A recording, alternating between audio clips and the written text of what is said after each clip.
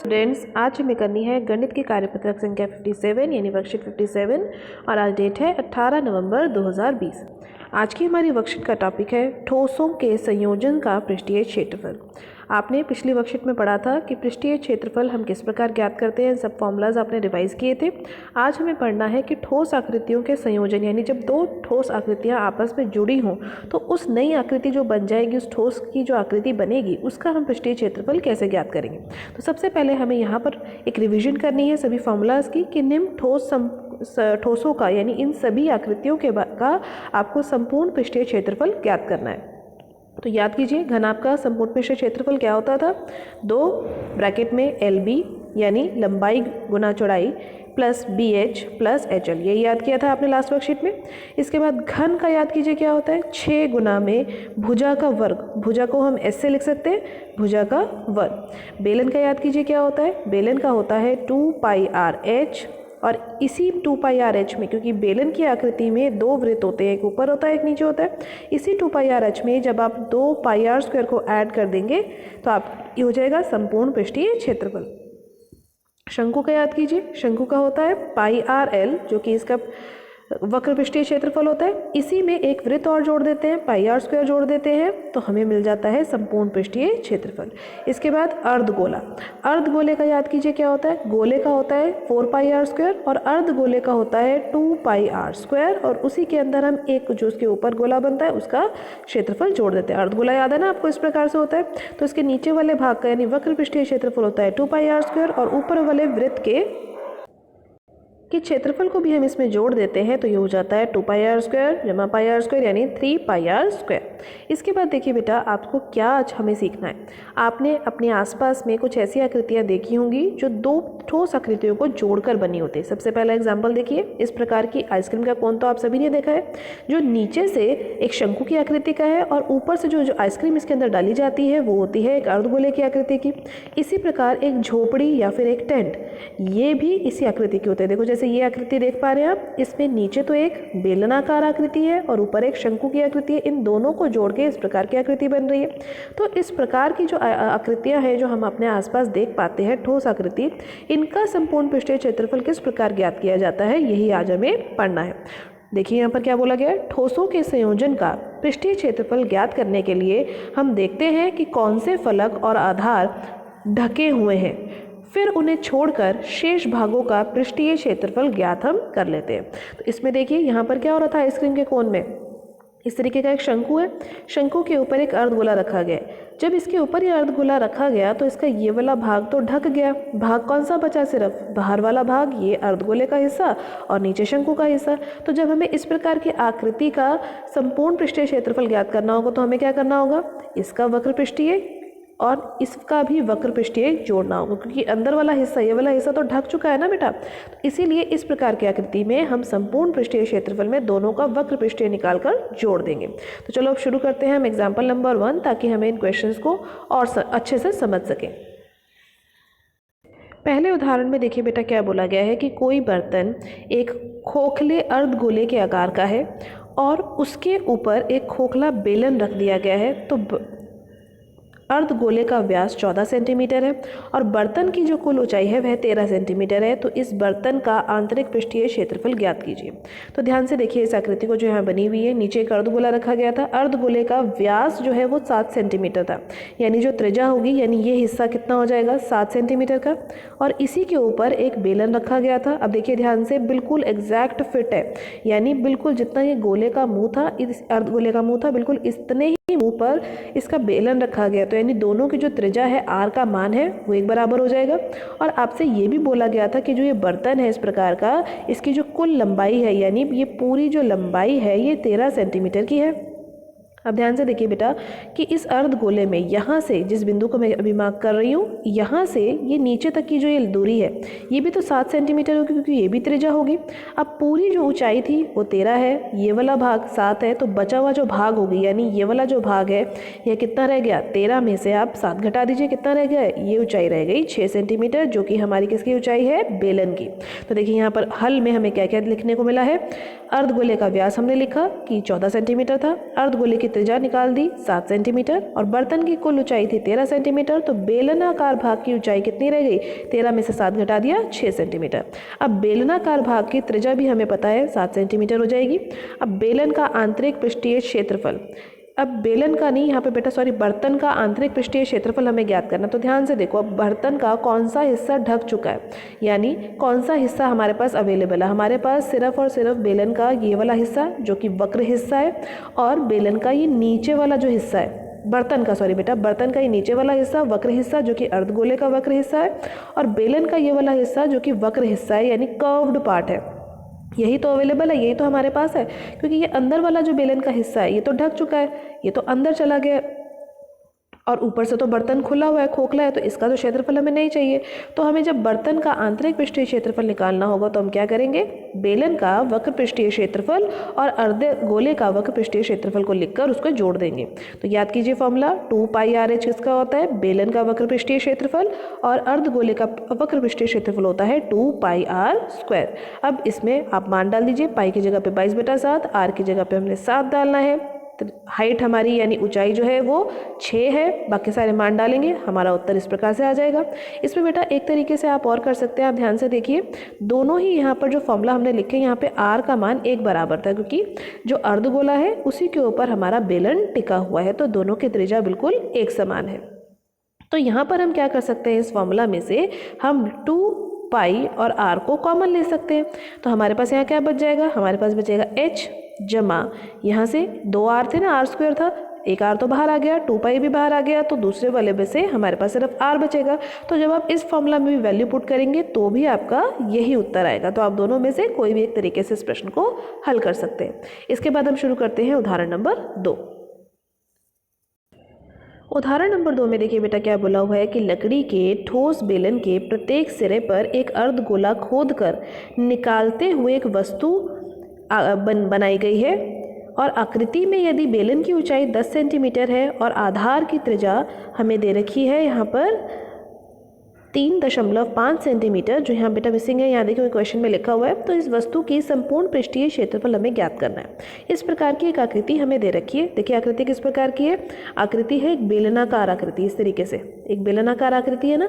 इस बेलनाकार आकृति में से हमारे को ऊपर और नीचे से अर्धगोले की आकृति काट के, या एक स्कूप के जैसे आइसक्रीम का स्कूप निकालते हैं ना, हम आइसक्रीम खाते हैं तो वो स्कूप निकलता है, उसी तरीके से स्कूप आउट कर दिया, इसको यहाँ से निकाल दिया आइसक्रीम के जैसे इस लकड़ी की आकृति में से। तो जो आकृति हमारे पास बची वो आकृति हमारे पास सिर्फ इस बेलन के वक्र हिस्सा बचा, और हमारे पास अर्धगोलों का वक्र हिस्सा यहाँ पर बचा हुआ है, यानी ये आकृति हमारे पास बच गई है। तो इसी आकृति का संपूर्ण पृष्ठीय क्षेत्रफल ज्ञात करना है।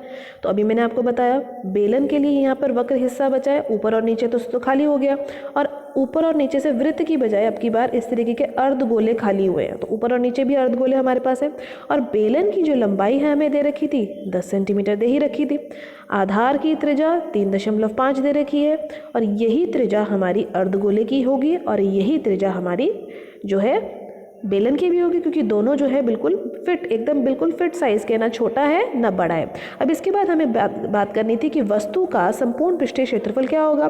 तो यहाँ पर बेलन का वक्र पृष्ठीय क्षेत्रफल और अर्धगोले का वक्र पृष्ठीय क्षेत्रफल हम इसमें जोड़ देते हैं। अब वही हमारा क्या हो जाएगा, इस पूरी वस्तु का संपूर्ण पृष्ठीय क्षेत्रफल। अब इसी आकृति को एक बार और ध्यान से देखिए बेटा, एक अर्धगोला ऊपर की तरफ बना हुआ था और एक अर्धगोला नीचे की तरफ बना हुआ था। तो जब हम इसका क्षेत्रफल लिखेंगे संपूर्ण पृष्ठीय क्षेत्रफल, तो बेलन का वक्र पृष्ठीय क्या होता है 2πr(h) और अर्धगोले का होता है 2πr²। क्योंकि यहाँ पर 2 अर्धगोले थे तो इसी को हमने 2 से गुणा कर दिया। अब मान डाल दीजिए, r का h का सभी मान डाल के हमारा उत्तर कितना आ रहा है 119 पाई का भी आप मान डाल सकते हैं यहाँ पे। अब बेटा इसमें फिर से आपको एक चीज़ ध्यान रखनी है, इस प्रश्न में भी हमारा r का मान दोनों आकृतियों के लिए यानी बेलन के लिए और अर्धगोले के लिए बिल्कुल एक बराबर है। तो यहाँ पर भी हम क्या कर सकते थे, हम यहाँ पर 2 पाई और r को कॉमन ले सकते थे। क्या बचता पहले ब्रैकेट में, ये कॉमन आ जाता तो h बचता, और यहाँ से क्या बचता, एक ये वाला 2 बचता और एक r बचता, तो यहाँ पर हम लिख देते प्लस 2r। इस तरीके से भी आप फॉर्मूला को लिख सकते थे और इसमें वैल्यू डाल के हल कर सकते हैं। इस प्रकार से करने से बेटा हमारी कैलकुलेशन थोड़ी ईजी हो जाएगी, क्योंकि आप देख पा रहे होंगे कि 3.5 जो त्रिज्या है उसको हम यहाँ भी गुणा करवा रहे हैं और वहाँ भी करवा रहे हैं, तो जब हम इसको कॉमन ले लेते हैं तो हमारी कैलकुलेशन थोड़ी ईजी हो जाती है। इसके बाद जब आप पाई का भी मान यहाँ डाल देंगे तो आपका उत्तर 374 सेंटीमीटर स्क्वायर इस प्रकार से आ जाएगा। इसके बाद हम शुरू करते हैं उदाहरण नंबर 3। उदाहरण नंबर 3 में देखिए क्या बोला गया है कि भुजा 7 सेंटीमीटर वाले एक घनाकार ब्लॉक के ऊपर एक अर्धगोला रखा हुआ है और अर्धगोले का अधिकतम व्यास कितना हो सकता है, इस प्रकार बने हुए ठोस का पृष्ठीय क्षेत्रफल ज्ञात कीजिए। एक इस प्रकार का जो आकृति यहाँ पर आप देख पा रहे हैं, एक घनाकार ब्लॉक है, उसके ऊपर एक अर्धगोले को इस तरीके से उल्टा करके रख दिया गया, जैसे एक कटोरे को उल्टा करके रख दिया जाता है ना, तो हमारी आकृति जो है वो कुछ इस प्रकार की हो जाएगी। देख पा रहे हैं आप यहाँ पे। इस आकृति में हमें ज्ञात करना है कि संपूर्ण पृष्ठीय क्षेत्रफल इसका क्या होगा।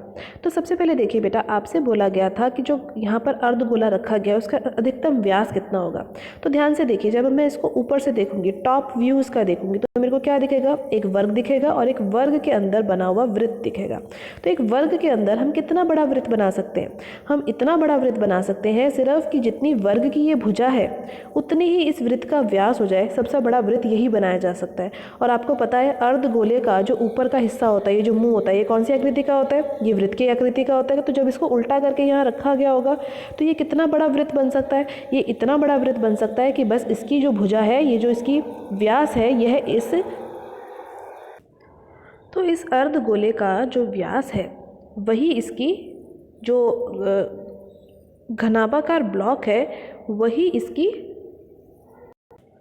इसका व्यास का मान होगा। तो देखिए ध्यान से, जो हमारे पास घनाकार ब्लॉक है उसका एक किनारा था 7 सेंटीमीटर का, तो अर्धगोले का अधिकतम व्यास भी कितना हो जाएगा, 7 सेंटीमीटर। ठीक है बेटा। अब इसके बाद अर्धगोले की त्रिज्या कितनी होगी, 7/2 सेंटीमीटर। अब बचता है हमारे पास ठोस पृष्ठीय क्षेत्रफल ज्ञात करना। इसे ज्ञात करने के लिए हमें जानना पड़ेगा कि हमारी आकृति किस प्रकार की है। तो देखिए यहाँ पे ध्यान से कि घनाकार ब्लॉक तो यहाँ पर पूरा है, इसके ऊपर एक अर्धगोला उल्टा करके रखा गया था। तो हमारा ये वाला हिस्सा है बेटा, ये जो गोले का मुंह है, ये तो ढक गया ना अर्धगोले से।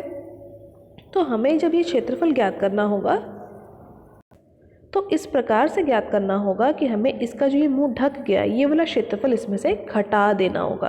तो देखिए यहाँ पर क्या फॉर्मूला हमने लिखा, घनाभाकार ब्लॉक का क्षेत्रफल हमने लिखा, अर्धगोले का पृष्ठीय क्षेत्रफल हमने लिखा, जो कि इसका वक्र पृष्ठीय क्षेत्रफल है, क्योंकि इसका जो ये वाला ऊपर वाला हिस्सा है सिर्फ यही इस आकृति में दिखेगा, ये वाला हिस्सा तो अंदर चला जा चुका है, और इसी का क्षेत्रफल हमें इसमें से घटा के निकाल देना होगा। तो देखिए यहाँ पर ध्यान से क्या है, घनाकार ब्लॉक का क्षेत्रफल 6 गुना में किनारे का वर्ग जमा अर्धगोले का पृष्ठीय क्षेत्रफल क्या होता है, 2 गुना पाई आर स्क्वायर माइनस जो इसका अर्धगोले का ढके हुए वृत्त का क्षेत्रफल होगा वो होगा पाई आर स्क्वायर।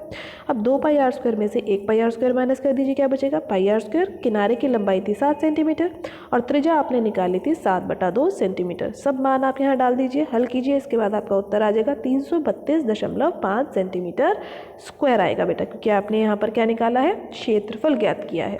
इसके बाद हम शुरू करते हैं, जो हमें 3 यहाँ प्रश्न दिए गए हैं उनका अभ्यास शुरू करते हैं।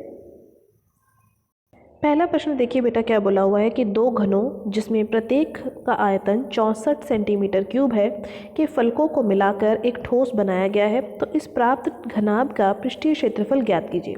आपको इस प्रकार के 2 घन की आकृतियाँ दी गई हैं जिनको साथ में जोड़कर रख दिया गया है। जैसे ब्लॉक गेम आप खेलते हैं ना, ब्लॉक्स को जोड़ देते हैं, तो इनको जोड़कर रखने पर एक घनाभ की आकृति बनी है और उस घनाभ का पृष्ठीय क्षेत्रफल ज्ञात करना है। अब इस प्रश्न में ना आपको घन का और ना ही घनाभ का भुजाओं का माप दिया गया है, लेकिन आपको इसमें एक घन का आयतन दिया गया है कि वह 64 सेंटीमीटर क्यूब है।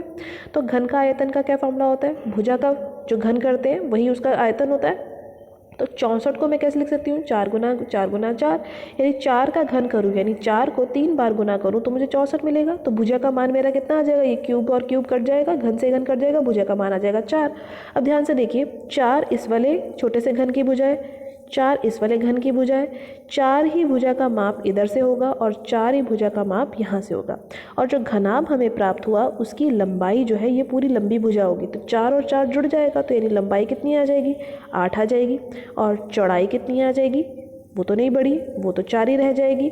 और ऊंचाई कितनी आ जाएगी, यानी h का मान क्या हो जाएगा घनाभ के लिए, वह भी 4 हो जाएगा। तो इस प्रकार से हमारे पास घनाभ के लिए लिखेंगे हम। तो बेटा इस प्रकार घनाभ के लिए हमारे पास लंबाई आ गई 8 सेंटीमीटर, चौड़ाई और ऊंचाई आ गई 4 और 4 सेंटीमीटर के मान हमने यहाँ पे लिख दिए। पृष्ठीय क्षेत्रफल क्या होता है घनाभ का, मैंने आपको पहले ही बताया था। जब तक नहीं लिखा होगा कौन सा पृष्ठीय क्षेत्रफल, तब तक आप संपूर्ण पृष्ठीय क्षेत्रफल ही ज्ञात करेंगे। तो फॉर्मूला याद रख लीजिए। अब आप क्या होता है, 2 गुना LB जमा BH प्लस HL, सारे मान इसमें डाल दीजिए। L की जगह पर हमने 4 डाला, B की जगह पर 4 और L की जगह पर 8, सॉरी बेटा L की जगह पर 8, B की जगह पर 4 और H की जगह पर भी हमने 4 मान डाला और इस प्रकार हमारा उत्तर आ गया 160 सेंटीमीटर स्क्वायर। इसके बाद हम शुरू करते हैं प्रश्न नंबर 2। प्रश्न नंबर 2 देखिए बेटा, आकृति में दर्शाया गया है कि ब्लॉक 2 ठोसों से मिलकर बना है। इसमें एक घन है और एक अर्धगोला है। ब्लॉक का आधार 5 सेंटीमीटर किनारे वाला घन है और उसके ऊपर अर्धगोले का जो व्यास है वह 4.2 सेंटीमीटर है। तो इस ब्लॉक का संपूर्ण पृष्ठीय क्षेत्रफल आपको ज्ञात करना है। आकृति नंबर 1 देखिए, ये आकृति ही इस प्रश्न की आकृति है। यही आकृति अभी आपने देखी थी एक उदाहरण में, उसी प्रकार हम इस प्रश्न को भी हल करेंगे। देखिए ध्यान से, वहाँ पर हमें बोला गया था कि जो अर्धगोला है उसका व्यास हमें बताना था, लेकिन इस प्रश्न में हमें अर्धगोले का व्यास पहले से दे रखा है 4.2 सेंटीमीटर। तो इससे हम पहले इसकी त्रिज्या निकाल लेंगे और घन का भी किनारा हमें दे रखा है 5 सेंटीमीटर, हमने लिख लिया। अब ब्लॉक का संपूर्ण पृष्ठीय क्षेत्रफल कैसे ज्ञात करेंगे, मैंने आपको बताया था। ब्लॉक में आकृति देखिए, अब हमारे पास क्या बन चुकी है, हमारे पास अर्धगोला है और हमारे पास ये पूरा का पूरा घन है। तो अर्धगोले का जो ये गोले वाला हिस्सा है, इसने क्या करा है, इसने घन के जो हिस्सा है उसको भी घेर लिया है। और ये जो अर्धगोले का ये वाला हिस्सा था, ये कौन सी आकृति का था, ये था वृत्त की आकृति का। तो इसी का क्षेत्रफल हम यहाँ से घटा देंगे। तो हमारे पास क्या फॉर्मूला बना, घन का पृष्ठीय क्षेत्रफल, इसमें हम जोड़ेंगे अर्धगोले का वक्र पृष्ठीय क्षेत्रफल और इसमें से हम घटा देंगे अर्धगोले के आधार वृत्त का क्षेत्रफल। तो देखिए हमने यही करा है, 6 गुना भुजा का वर्ग जमा 2 पाई आर स्क्वायर, माइनस कर दिया 1 पाई आर स्क्वायर, जो कि कौन सा क्षेत्रफल है, वो है इस वृत्त के क्षेत्रफल जो कि ढका जा चुका है। अब जब आप इसको हल कर लेंगे बेटा, भुजा की जगह पर 5 डाल दीजिए, 2 पाई आर स्क्वायर में से पाई आर स्क्वायर को घटा दीजिए, क्या बचेगा, पाई आर स्क्वायर। आर का मान था 2 मीटर, दशमलव हटाएंगे तो नीचे 10 आ जाएगा दोनों के, 7 एकम 7, 7 तिया 21 और इसको गुना करेंगे तो आपका आ जाएगा 6 गुना 25, क्योंकि 5 का वर्ग 25 होता है। फिर इसको गुना कीजिए, 150 बन जाएगा। इसकी गुना कर लीजिए अब 22 की, 3 की और इस 21 की। तो हमारे पास इस प्रकार से उत्तर आएगा और 100 नीचे बचेगा। 10 गुना 10 था ना, तो नीचे 100 आ गया, दशमलव लगा लीजिए और उसके बाद 150 में इसको जोड़ देंगे तो हमारा उत्तर कुछ इस प्रकार से आ जाएगा सेंटीमीटर स्क्वायर में, क्योंकि हमने क्या ज्ञात किया है, हमने पृष्ठीय क्षेत्रफल ज्ञात किया और जो भी क्षेत्रफल होता है वो सेंटीमीटर स्क्वायर में ज्ञात किया जाता है। इसके बाद हम स्टार्ट करते हैं प्रश्न नंबर 3 को। तीसरा प्रश्न देखिए बेटा, क्या बोला गया है कि मयंक ने अपने बागीचे में एक खोखले बेलन जैसी पक्षी स्नानघर बनाया है और उसमें उसने क्या करा है, उसके सिरे में अर्धगोलाकार बर्तन फंसाया हुआ है। देखो इस तरीके से एक अर्धगोलाकार बर्तन इसने इस बेलनाकार बर्तन में फंसाया हुआ है। अब बेलनाकार जो बर्तन है था, उसकी ऊंचाई जो थी वो है 1.45 मीटर और त्रिज्या थी 30 सेंटीमीटर। तो पक्षी के स्नानघर का संपूर्ण पृष्ठीय क्षेत्रफल आपको ज्ञात करना है। तो ध्यान से देखिए बेटा, यहाँ पर जो बेलन की आकृति है और जो यहाँ पर अर्धगोले की आकृति है, दोनों की त्रिज्या एक समान होगी, क्योंकि दोनों बिल्कुल एक के अंदर एक फिक्स हो रखे हैं। देखिए ध्यान से, ये हमारा अर्धगोला है और इसी के ऊपर ये, इसी के अंदर ये बेलन के अंदर ही था। तो त्रिज्या का मान यहाँ पर हमारा कितना हो जाएगा, 30 सेंटीमीटर दोनों के लिए। बेलन की ऊंचाई हमें कितनी दे रखी है, 1.45 मीटर में और त्रिज्या थी सेंटीमीटर में। तो इस मीटर को सेंटीमीटर में बदलने के लिए हमने 100 से गुना किया, 1.45 का दशमलव हटाया तो नीचे आ गया 100 और ये 100 और 100 कट गई, ये वाला 100 और ये 100 कट गए। तो h का मान यानी ऊंचाई का मान कितना आ गया बेलन के लिए 145 सेंटीमीटर। अब पक्षी के स्नानघर का संपूर्ण पृष्ठीय क्षेत्रफल कैसे ज्ञात करेंगे? देखो इस बेलनाकार आकृति में कौन सा हिस्सा बचा? सिर्फ इसका वक्र हिस्सा, ये वाला हिस्सा। इसी प्रकार इसमें कौन सा हिस्सा बचा? जो हमारा अर्धगोला, इसमें भी वक्र हिस्सा बचा क्योंकि ऊपर से तो ये खुला हुआ है। तो हमें क्या करना है, बेलन के वक्र पृष्ठीय क्षेत्रफल को और अर्धगोले के वक्र पृष्ठीय क्षेत्रफल को जोड़ देना है। क्या होता है 2πr² और वो होता है 2πr²। दोनों को जोड़ दीजिए। अब इसमें देखिए r का मान एक बराबर था तो मैंने 2πr कॉमन ले लिया। क्या बचा यहाँ पे h जमा r, h की जगह पे मैंने डाला 145, 30 डाला r की जगह पे और इस प्रकार गुणा करके मेरा उत्तर आ गया 33,000 सेंटीमीटर स्क्वायर। इस सेंटीमीटर स्क्वायर वाले आंसर को आप मीटर स्क्वायर में भी बदल सकते हैं। कैसे बदल सकते हैं? जो हमारा उत्तर सेंटीमीटर स्क्वायर में आया है इसी को हम किससे भाग कर देंगे? इसको भाग कर देंगे हम 10,000 से, क्योंकि 1 मीटर में कितने सेंटीमीटर होते हैं? 100 सेंटीमीटर। लेकिन यहाँ पर हमें किस में बदलना है? मीटर के स्क्वायर में यानी मीटर के वर्ग में। तो इस 100 को 100 से गुना करना पड़ेगा वर्ग होने के लिए, सेंटीमीटर स्क्वायर में बदलने के लिए। तो देखो 100 गुना 100 कितना होता है? 10,000। इसीलिए हमने यहाँ पे 10,000 से भाग करवाई है। 3 0 से 3 0 कट जाएंगे, क्या बचेगा? 33/10 दशमलव लगा लेंगे तो आपका उत्तर आ जाएगा 3.3 मीटर स्क्वायर। तो आज की वर्कशीट में बेटा आपने जो भी प्रश्नों का अभ्यास किया है, जो देखे हैं, उन्हें समझिए, दोबारा से उनकी प्रैक्टिस कीजिए और एनसीईआरटी में इससे रिलेटेड जो भी और क्वेश्चन है उनकी प्रैक्टिस जरूर कीजिए। आज की वर्कशीट की वीडियो अच्छी लगी हो तो लाइक और शेयर करना मत भूलिएगा। चैनल पर पहली बार आए तो चैनल को सब्सक्राइब कर लीजिए ताकि आपको अगले आने वाली वीडियो की नोटिफिकेशन टाइम से मिल सके। Thank you for watching students.